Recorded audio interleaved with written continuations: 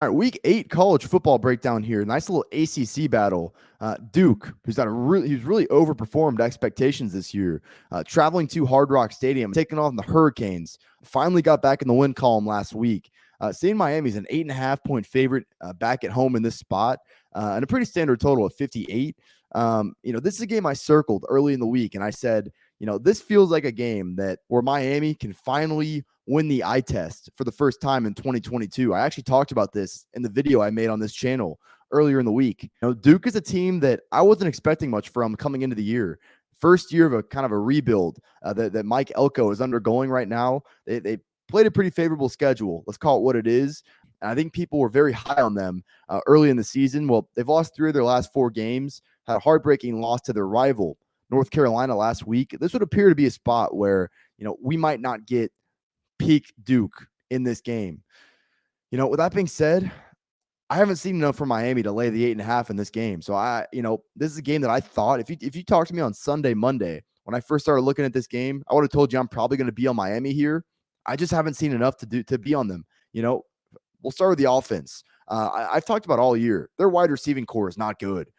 For as much as Tyler Van Dyke was getting criticized early in the season when he wasn't, playing to the level that people thought he would, I put a lot of that blame on the receivers as well. Now, Van Dyke has stepped up these past 2 weeks. Over these past 2 games, Tyler Van Dyke's thrown for 850 yards, just 1 interception. He's really started to turn it around a little bit.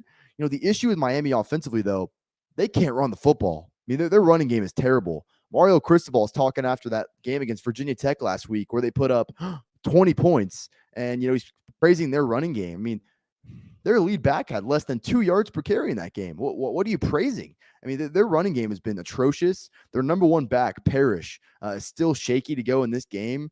I circled that and said, if he comes back, that he adds more explosiveness, is it really going to make that much of a difference? I mean, maybe a little bit, but this is not a balanced offense. And where I'm at in handicapping games, if I'm going to lay 8.5 points with you against a team that, listen, Duke has stepped up pretty well against the run this year. I just don't like laying big numbers with these unbalanced one-trick pony type of offenses. And even with Van Dyke starting to heat up a little bit, I just don't like the unbalanced nature of Miami's offense. On paper, at least, though, this would appear to be a pretty easy matchup for Van Dyke.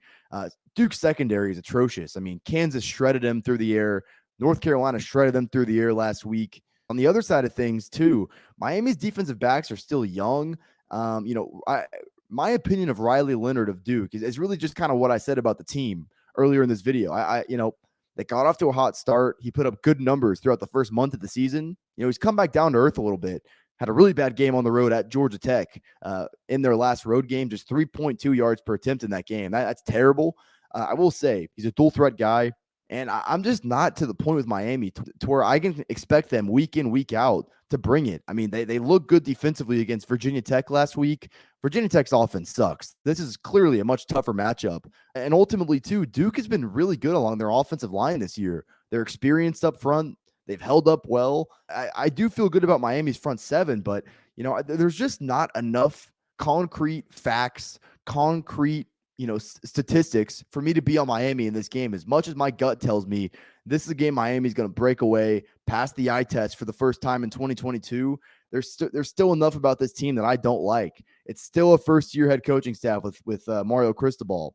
I think Mario Cristobal is the guy for Miami. Just look at how well-built Oregon is right now. He's going to do that same thing at Miami, but they aren't there yet. Like a lot of first-year head coaches, you're going to have to go through growing pains. I expect Miami to win this game by double digits, but I just can't bet it. I just can't bet it.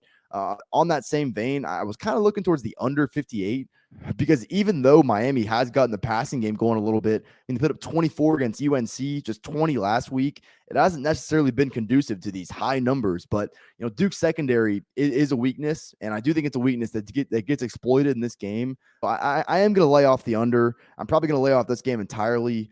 Gut tells me Miami. There's just not enough there for me to, make this an official play. All right, guys, before we get out of here, I know you see this shirt right here. If you're in need of unique but comfortable golf apparel, head over to proud90.com. They got polos with the colder weather coming, hoodies and quarter zips. Recently added a ladies line. Proud 90's got all your golf apparel needs. Browse their selection, and if you see anything you like at checkout, use code Fordham. It's going to get you 15% off your entire order. That's code Fordham is going to get you 15% off your order at proud90.com. Support me, support Proud90, proud90.com.